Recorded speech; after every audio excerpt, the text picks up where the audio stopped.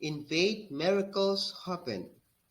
This statement signifies that life goes beyond with material life and science. There are things that we could not explain why it occurs in our daily living. The reason why there are conceptions of faith organizations, believing that what can save us from any harm beyond in our control is our faith to the Creator who made us and the source of what we have. Numerous stories of miracles testified by the believers that in faith really miracles happen. The Bible says that in Mark chapter 9 verse 23, Jesus said to him, "If you can believe, all things are possible to him who believes." Another one is from the Matthew chapter 21 verse 22, "And whatever things you, as in prayer, believing, you will receive." The statement in the Bible was testified through by the believers of faith. Faith organization is a support to the government in fulfilling some of its functions. These functions are vital in promoting moral and spiritual well-being of men. They influence and motivate people to do good as guided by the moral preaching commonly heard in the church that people avoid to commit evil. In this way, faith organizations is a support to the government in achieving a better community, a better nations, and a better world. Many of these functions are beyond the government responsibilities. In fact, the Commission on Higher Education is now recognizing the value of interfaith services based on the CMO number 69. Interfaith Services is an office designed to provide spiritual nourishment to all members of the institution, regardless of faith denomination, and to find its greater meaning of life. This is one of the arms of the institution in propagating values among its members, from the faith mandate that man shall avoid evil. In a scenario of the statement, regardless of faith denomination, there are commonness and differences among faith groups. These differences create conflicts among each other.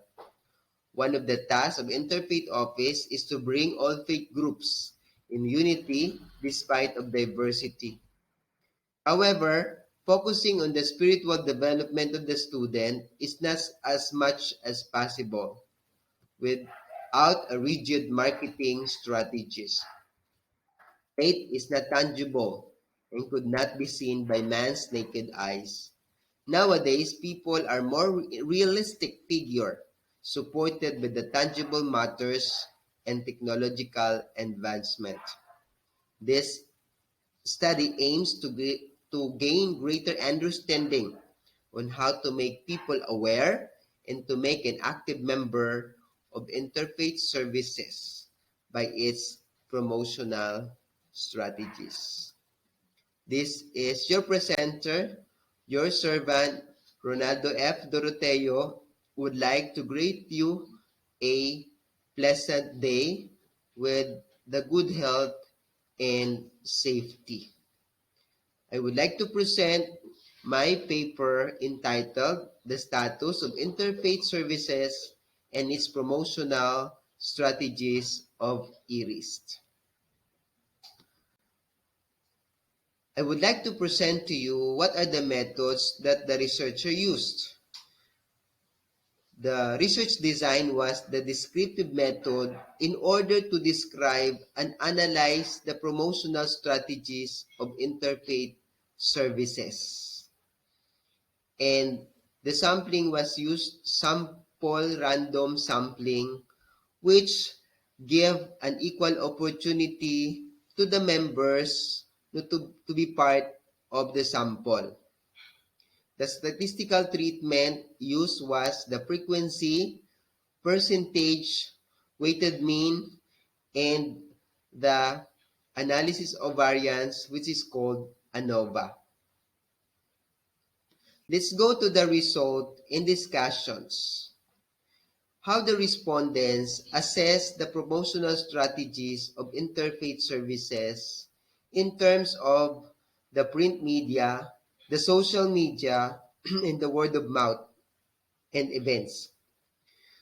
As you have seen the graph that that all of them have a very good result.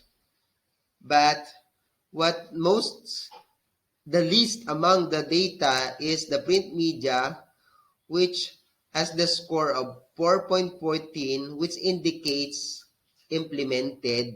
The same with the social media, implemented with a score of 4.19.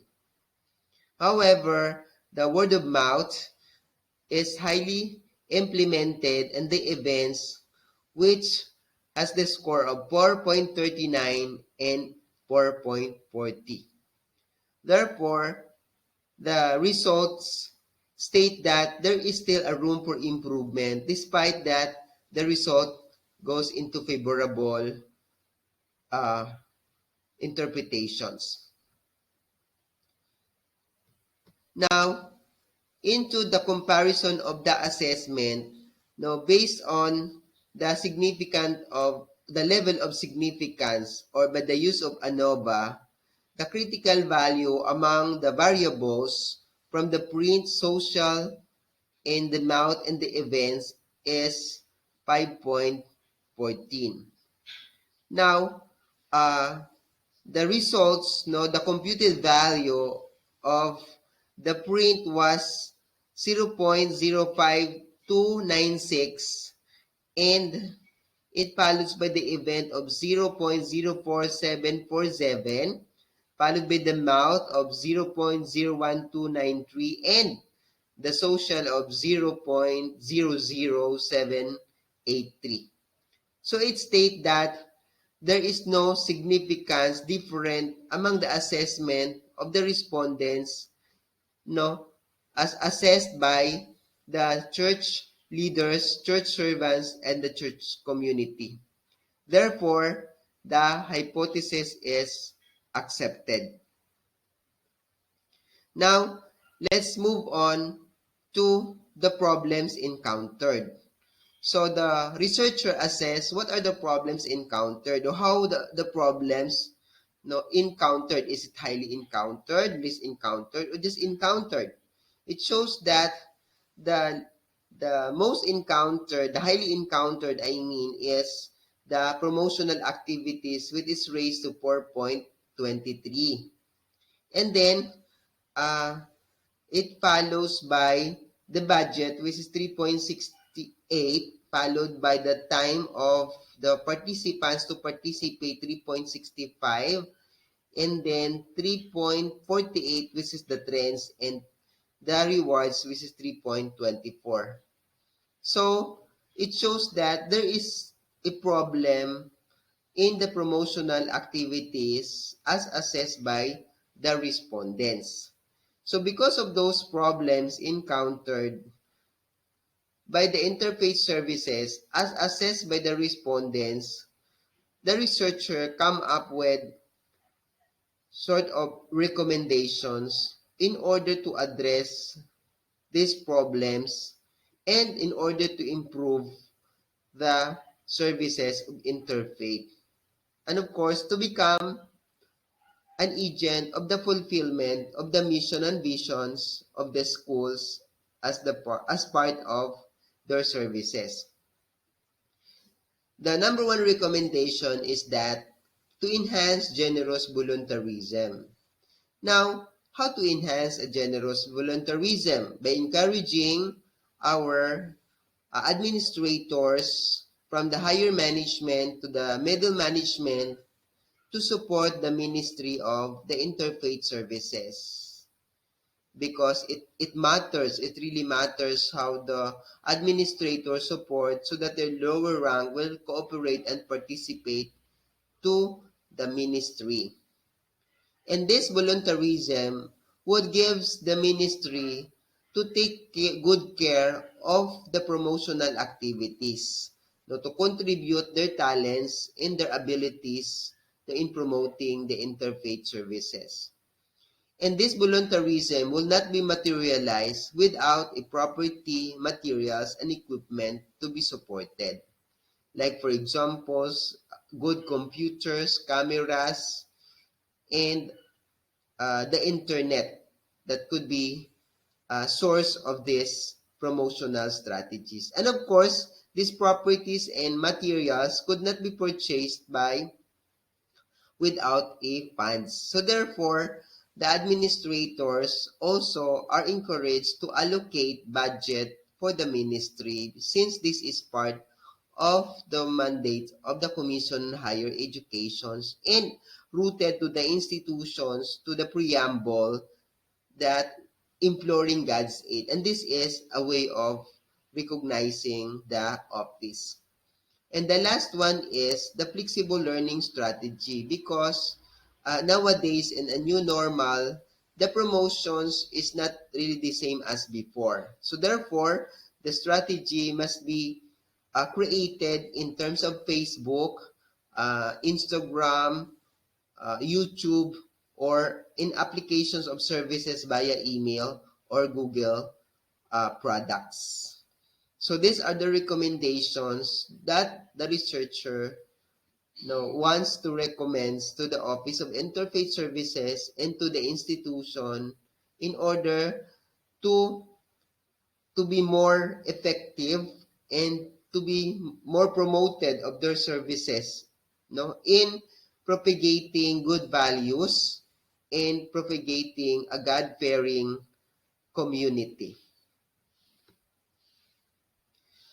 With the hashtag and the tagline, "In faith, miracles happen." Allow me to share that in faith, the blind can see and the lame can walk.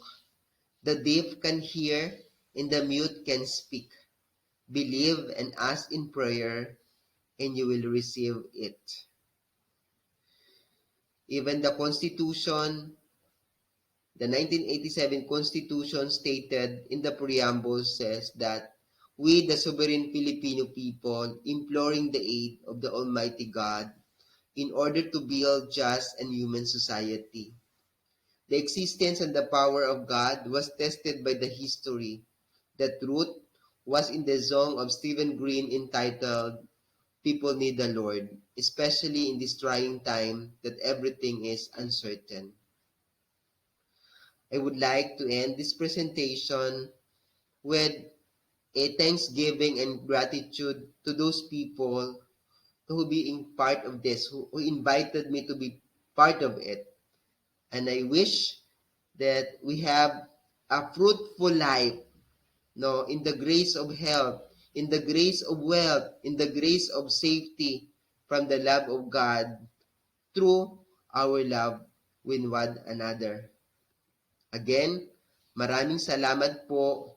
Mabuhay ang Inodemic at mabuhay ang ating pananampalataya sa Diyos. Pagpalain po tayong lahat. Maraming salamat.